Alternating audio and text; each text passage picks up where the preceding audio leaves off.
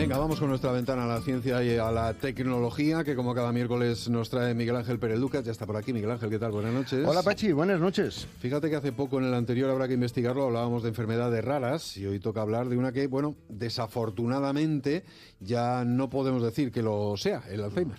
Pues así es, Pachi, porque según datos que conocemos de la Sociedad Española de Neurociencia, solo en Castilla-La Mancha hay alrededor 50.000 casos diagnosticados. Unas 800.000 personas padecen Alzheimer en España, 40.000 nuevos casos cada año en nuestro país y redondeando 50 millones de personas la sufren en el mundo. O sea que de rara nada. La ciencia se afana en conocer los mecanismos que producen el Alzheimer, cómo enlentecer su progresión, hasta, ojalá, un día conseguir curarlo, cuáles son sus factores de riesgo o indagar la relación entre la enfermedad cardiovascular y el Alzheimer, como es el caso que hoy nos ocupa. Nuestra invitada es licenciada en Biología por la Universidad de Alcalá de Henares, trabaja en el Laboratorio de Fisiopatología Vascular del Hospital Nacional de Parapléjicos, que dirige la doctora María Eugenia García Barderas. Ha participado y participa en diferentes proyectos relacionados con enfermedades cardiovasculares como el ictus, el infarto de miocardio, muy especialmente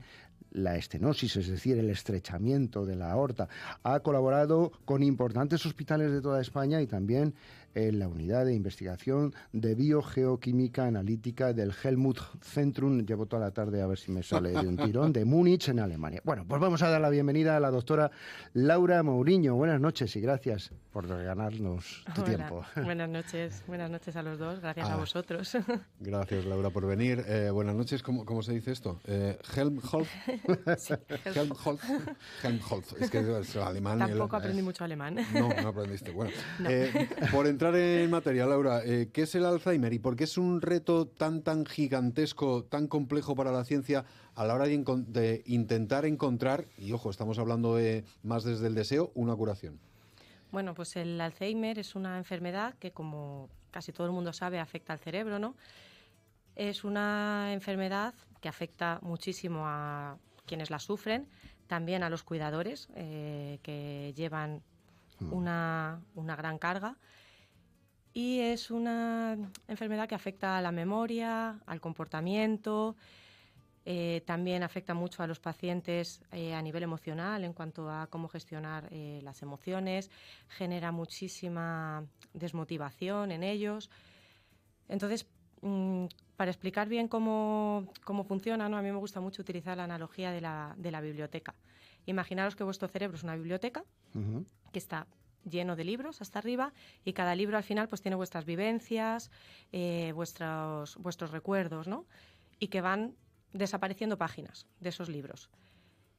En esas primeras páginas, pues al final pierdes recuerdos muy básicos. A lo mejor no sabes dónde has puesto las llaves, cosas, ¿no?, pequeñas que pueden pasar desapercibidas, y eso sería lo que conocemos como deterioro cognitivo. Si van desapareciendo páginas, empiezan a desaparecer libros, empiezan a desaparecer incluso pasillos, e incluso el bibliotecario que coloca los libros empieza a tener problemas para organizar esos libros. En este caso, el bibliotecario serían, por ejemplo, las células del cerebro, que son las encargadas del funcionamiento. Pues llega un momento en que esos despistes ya no son despistes, ya afectan a tu vida diaria, no eres capaz de vestirte, de comer, no reconoces familiares, no reconoces tu casa. Eso es lo que conocemos como demencia, y el Alzheimer pues es la principal causa de esa demencia. ¿Por qué ocurre? Bueno, pues porque se acumulan en el cerebro unas proteínas específicas, en este caso son tau y beta-amiloide. Se van acumulando, generan unos depósitos que impiden que las neuronas funcionen. Las conexiones entre las neuronas se van deteriorando, acaban muriendo esas neuronas, e incluso afecta a otras células del cerebro. Se genera una inflamación en el cerebro que produce todavía más muerte celular, y esto pues hace que los síntomas sean cada vez más graves. Más muerte, más inflamación, más síntomas, más muerte, más inflamación, más síntomas. Y es muy difícil de tratar precisamente en parte por la complejidad del cerebro, ¿no? Son muchas conexiones las que hay entre las neuronas, pero es que además las causas son muy diversas. Es una enfermedad que se denomina multifactorial. Entonces está afectada por causas genéticas, pero también causas ambientales, por el estilo de vida, Entonces, al final, no hay una única causa que la genere, con lo cual es mucho más difícil de erradicar, de curar. Uh-huh. Claro, y dentro de esas múltiples causas hay algunas, además, se suman las evidencias científicas que vinculan la enfermedad cardiovascular con el desarrollo del Alzheimer, ¿no? Habéis identificado vosotros en vuestro trabajo esto, ¿no? Sí, nosotros cuando empezamos a trabajar en esto es porque ya existían esas evidencias, ¿no?, de que la enfermedad cardiovascular afecta al Alzheimer. Si te fijas en los números, la prevalencia de, bueno, el número de enfermos de Alzheimer aumenta cuando hay factores de riesgo cardiovasculares, ya sea la hipertensión, la diabetes, o cuando hay una enfermedad cardiovascular te predispone a tener más riesgo de sufrir Alzheimer. De hecho, se sabe que cuando los vasos sanguíneos se obstruyen, se atascan, los vasos sanguíneos al final son como las tuberías del cuerpo por donde va la sangre, llega el oxígeno y los nutrientes al resto de órganos. Cuando por acúmulos de grasa estos vasos, estas tuberías, se obstruyen, se ha visto que es mucho más probable tener Alzheimer. Pero no tienen que ser los vasos del cerebro, o sea, pueden ser vasos en otra parte del cuerpo, lo cual nos da a entender que hay mecanismos que están actuando a nivel de todo el organismo que pueden favorecer el Alzheimer, que son comunes entre el Alzheimer y la enfermedad cardiovascular. Uh-huh. No solo esto, me apuntaba Miguel Ángel que habéis publicado ese estudio en la revista Aging and Disease, una revista especializada en geriatría, en gerontología, entre las más influyentes en ese campo, y que se identifican alteraciones en el metabolismo lipídico como un vínculo clave entre enfermedad cardiovascular y Alzheimer. ¿Cómo hacemos esas conexiones o qué es eso, para empezar, del metabolismo lipídico? Pues el metabolismo lipídico al final son todos los mecanismos que ocurren en el cuerpo para ser capaces de utilizar las grasas que comemos. Cada vez que nosotros comemos un alimento que contenga grasa, esa grasa entra en el organismo, se descompone como en moléculas más pequeñas que pueden seguir varias vías. Si necesitamos energía, se consume esa grasa, es como nuestro combustible. Si no necesitamos energía en ese momento, pues se acumula, ¿no? Todos sabemos que la grasa se acumula. Pero es que además la grasa es importante porque forma parte de las estructuras del cuerpo, tiene funciones importantes a nivel de señalización para mandar señales de una parte del cuerpo a otra, a través, por ejemplo, son hormonas, forman parte de las hormonas. Entonces es muy importante que este metabolismo lipídico esté bien regulado, porque cuando no está bien regulado es cuando podemos tener problemas como la acumulación de grasa en los vasos sanguíneos, que se denomina aterosclerosis. Y a partir de ahí pues ocasiona daño en el organismo. Y también habláis de unas proteínas que se llaman APCA1 y ApoH. ¿Qué tienen de particular y cómo influyen esas proteínas en la progresión del Alzheimer? Pues mira, estas proteínas son las dos proteínas que hemos destacado en este trabajo, del que hablaba antes Pachi. Son proteínas que están implicadas precisamente en el metabolismo lipídico. APCA1 es una proteína que se encarga de sacar los lípidos, las grasas, de las células para evitar que se acumulen en el tejido. Es una proteína que se sabe que en el cerebro tiene un efecto protector, precisamente contra el Alzheimer, y también se sabe que tiene un efecto protector en la aterosclerosis. Y por otro lado, hemos encontrado también alteraciones en ApoH, que es una proteína, digamos, todoterreno, que tiene un montón de funciones en el organismo, es muy versátil, se encuentra en hígado, también en los vasos sanguíneos, en el cerebro, y está implicada en funciones muy importantes como la coagulación, también el metabolismo de los lípidos y la inflamación.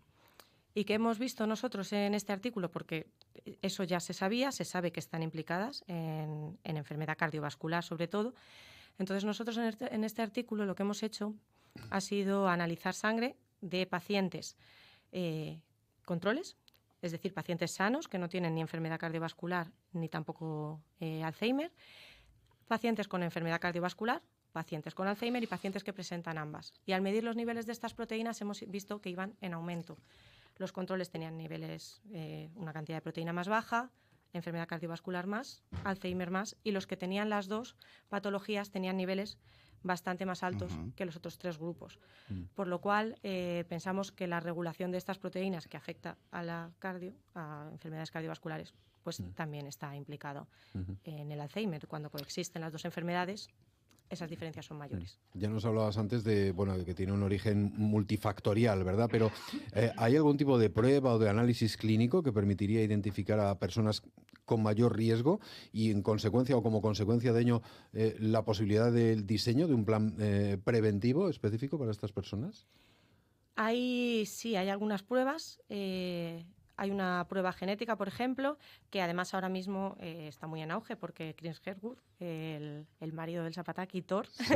Thor para los amigos, la ha puesto en boca de todos, ¿no? La ha dado a conocer.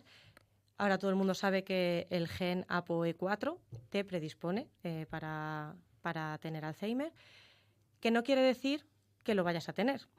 Puedes tener esa diferencia genética, no desarrollar Alzheimer, pero es verdad que el riesgo de tenerlo es de 8 a 10 veces más alto que la población general, ¿no? Hay otro tipo de pruebas como marcadores, la búsqueda de tau o betamiloide, las proteínas que se acumulan en el cerebro, pero se buscan en líquido cefalorraquídeo. También se pueden hacer técnicas de imagen tipo resonancia, pero al final son técnicas muy caras, son muy agresivas, son invasivas para el paciente. Al final el paciente sufre dolor, sufre mucha incomodidad, y a la hora de desarrollar medidas preventivas se utilizan las mismas para todos. No importa que tengas más predisposición por lípidos altos o por hipertensión o por genética. Al final las medidas preventivas son para todos. Llevar un estilo de vida saludable, la dieta, el ejercicio, realizar actividades cognitivas tipo crucigramas, cálculos, puzzles, y controlar, por otro lado, también los factores de riesgo de los que hablábamos. Ahora hablaremos de esas estrategias para prevenir, pero ¿crees que en el futuro podríamos contar con biomarcadores y pruebas menos caras como las que te has referido, basadas en estos estudios del metabolismo lipídico, y así poder predecir el riesgo de Alzheimer con más tiempo y poder elegir mejores estrategias? Pues esperemos que sí, es en lo que estamos trabajando, y además pues sería importante que fuese mediante unas pruebas más baratas, y además no tienen por qué predecir a lo mejor el riesgo tampoco en toda la población, pero sí que puedes encontrar un subgrupo de personas que sean más susceptibles a desarrollar Alzheimer debido a sus lípidos, y en ese subgrupo sería más importante bajar el nivel de lípidos a lo mejor que bajar la hipertensión. Te puede pasar al revés, que tengas un grupo de personas a los que la hipertensión les afecte más. Además, hay que tener en cuenta que no todo el mundo lo sabe, pero los daños en el cerebro, el depósito de proteínas empieza 20 años antes de empezar a desarrollar los síntomas. Entonces, si tú en ese punto ya eres capaz de identificar un grupo de proteínas, metabolitos, de parámetros clínicos o de pruebas genéticas que ya te diga de qué manera se puede prevenir en tu caso, es mucho más eficaz. Puedes enlentecer el proceso de la enfermedad, ¿no? Que es lo poquito o muchito que hemos avanzado hasta ahora en esta materia. Me apuntaba Miguel Ángel y quiero que nos expliques qué es esa tecnología que estáis usando en vuestro trabajo de espectrometría de masas avanzada. ¿Qué es ese aparatejo? Que yo lo imagino muy complejo. ¿Y cómo sirve o qué datos almacena y cómo genera conocimiento? Es muy complejo. La espectrometría de masas es una técnica realmente compleja, porque además necesitas mucha química para entender cómo metes la muestra, la analizas y te da los resultados, ¿no?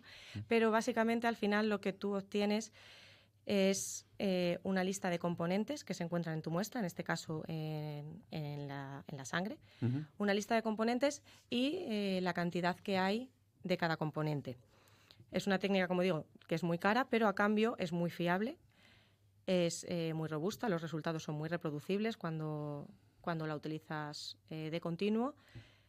Además es rápida Y aunque es verdad que no es una técnica nueva, porque la espectrometría de masas se utiliza en otros campos desde hace bastante tiempo, pero al final cada vez hay espectrómetros de masas más potentes, ¿no? Como un coche es potente y rápido, y en el caso de la espectrometría de masas, pues los equipos cada vez te permiten identificar un mayor número de compuestos con menos cantidad de muestra y además de una manera mucho más fiable. Nosotros en este trabajo hemos trabajado con la unidad de espectrometría de masas del IMIBIC en Córdoba, precisamente porque sus equipos ahora mismo son muy punteros y nos permiten analizar las muestras de una manera muy rápida.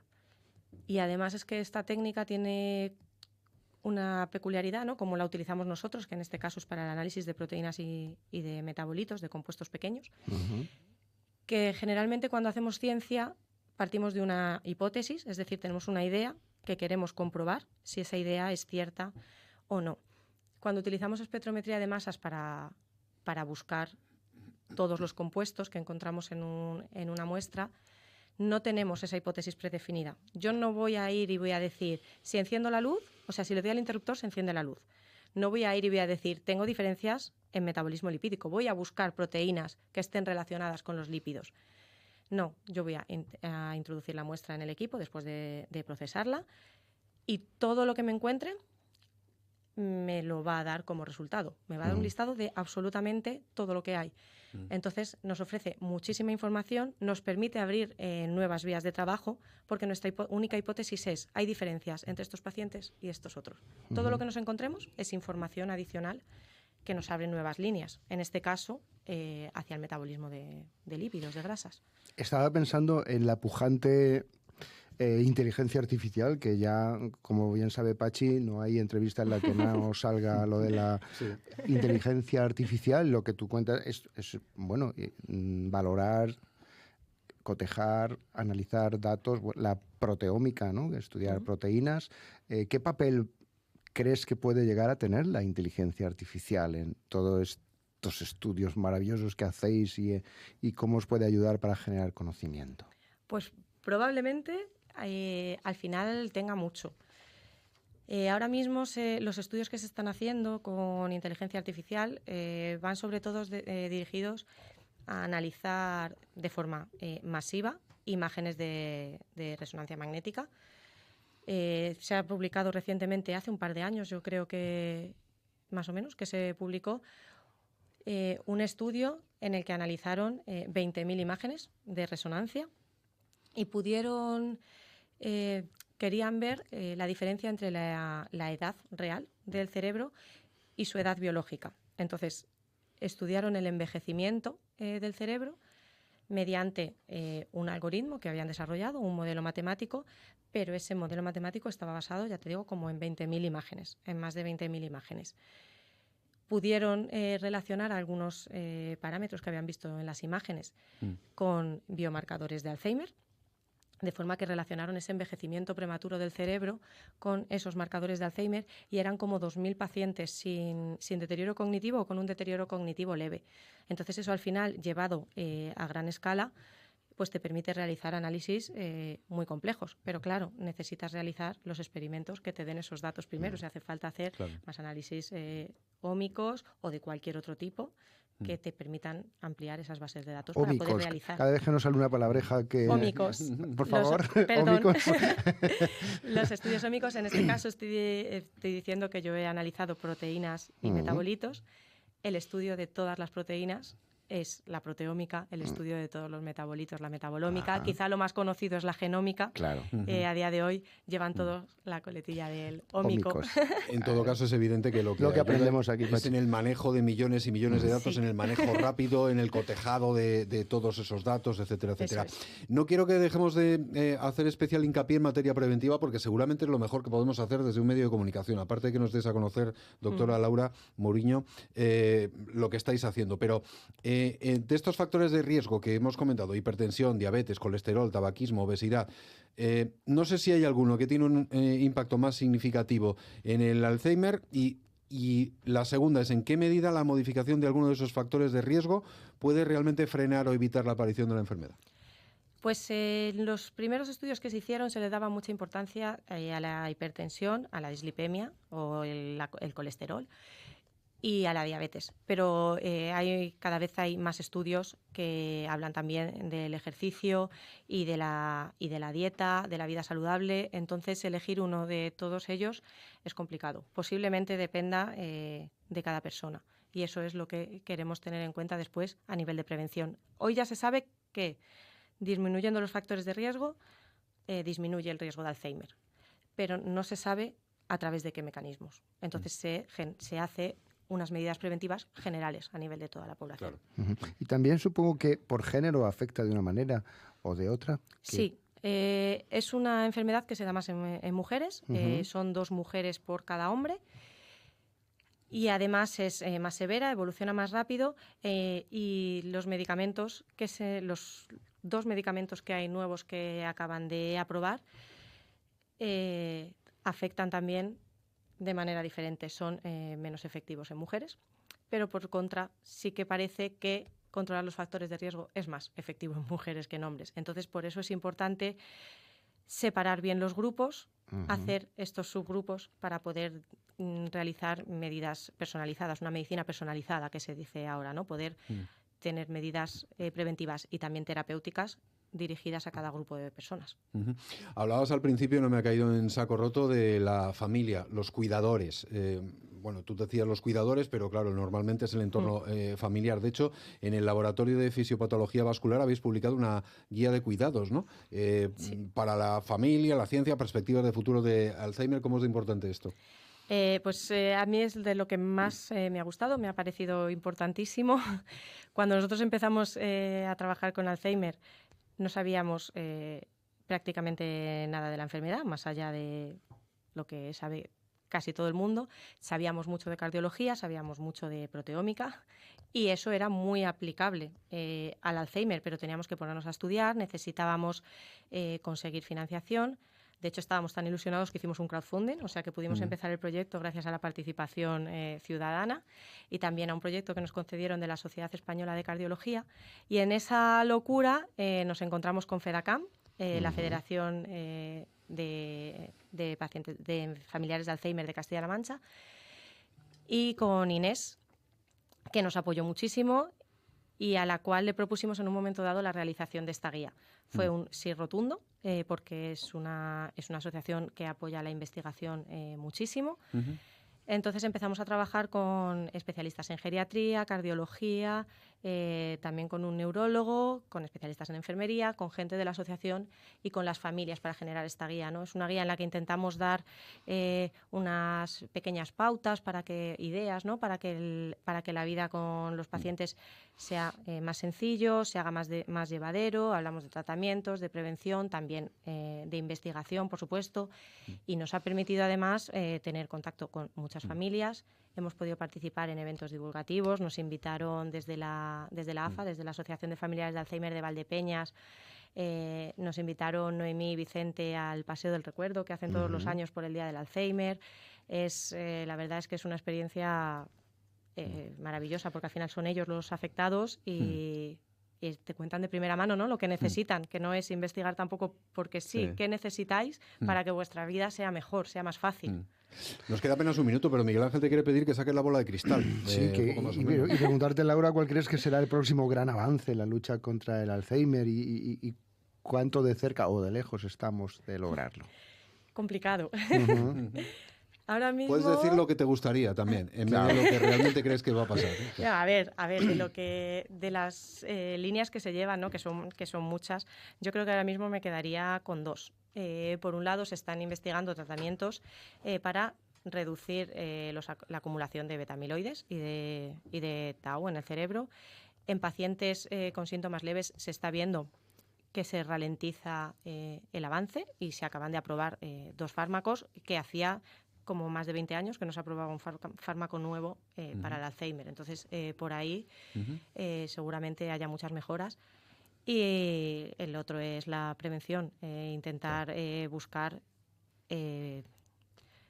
moléculas, algún tipo de perfil que te permita identificar de forma temprana a los pacientes que tengan más riesgo antes de que aparezcan los síntomas. Si puede ser en esos 20 años, antes de que empiecen los depósitos, mejor. Y yo creo que por ahí se está haciendo mucho trabajo y vamos por buen camino, creo. Bueno, pues un poco de música alusiva a la cuestión y nos vamos. Pasiones dormidas, con un pañuelo ante los ojos y las palabras distraídas, fue perdiendo de a poco la voz, la alegría.